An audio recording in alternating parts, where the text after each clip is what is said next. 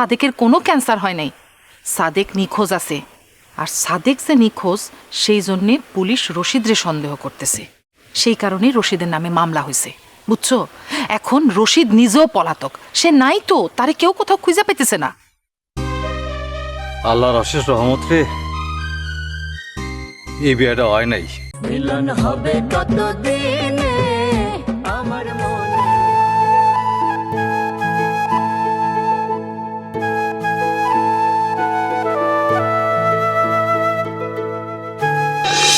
না, আপনার বাড়িতে আর থাকতে পারবো না। আর কেন থাকতে পারবেন না, খুইলা কো না। তোমার বালু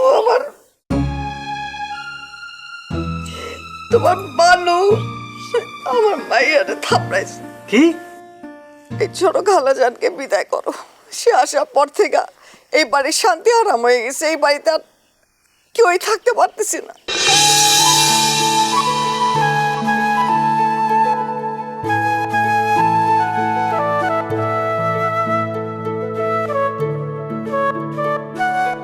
ভাইজান, হ্যাঁ, তুমি এখানে কি করো?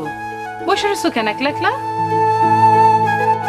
কিছুই না রে, মন মেজাজ ভালো না, তাই এখানে বসে রয়েছি।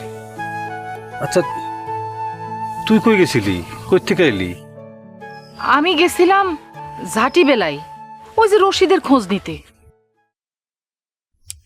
আমি তার খোঁজ নিতে গিয়া যেই তথ্য পাইলাম, আমি তো রীতিমতো চমকাই গেছি ভাইজান। রশিদের নামে মামলা আছে, সে এখন পলাতক। মামলা হইছে, সে পলাতক?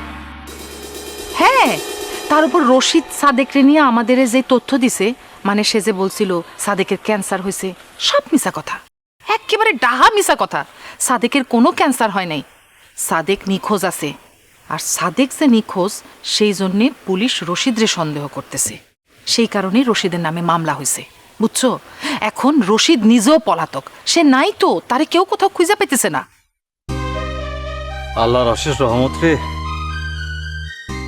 এই বিয়েটা হয় নাই।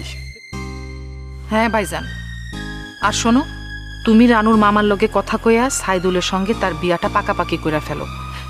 এইসব বিয়া শাদির ব্যাপারে দেরি করতে নাই, পরে দেখা যায় যে হিতে বিপরীত হয়। কোন দিক থেকে কোন দিকে ঘটনা মোড় নেয় কেউ কইতে পারে। বানুর বিয়ার ব্যাপারটা আমি দেখতেছি। আর শোনো ভাইজান, রজব টাউটের লগে বানুর বিয়া দেওয়ার কথা ভুলেও ভাইব না, খবরদার কইলাম। সে একটা শয়তানের শয়তান, খুবই খারাপ ছেলে। সে যেরকম টাকা পয়সার হাঁক ডাক দিতেছে, কোনো টাকা পয়সা নাই, তার ঝোলা একদম শূন্য। তার উপরে যে দুবাই যাবে বইলা বিয়ের জন্য চাপ দিতেছে, এইটা হইতেছে একটা আইওয়াস, বুঝছো? কিচ্ছু না। দুবাইতে যাবে বলে যে দুবাই যাবার মতো টাকা পয়সাও তার পকেটে নাই। সে আর দুবাইতে যাবেও না, যাইতে পারবেও না। তাইলে কি এটা একটা ছেলে হইল, নাকি এই ছেলের কোনো ভবিষ্যৎ আছে? তাই বলতেছি, খবরদার ভাইজান, কোনোভাবে বানুর সাথে রজবের বিয়ার কথা চিন্তাই করবা না।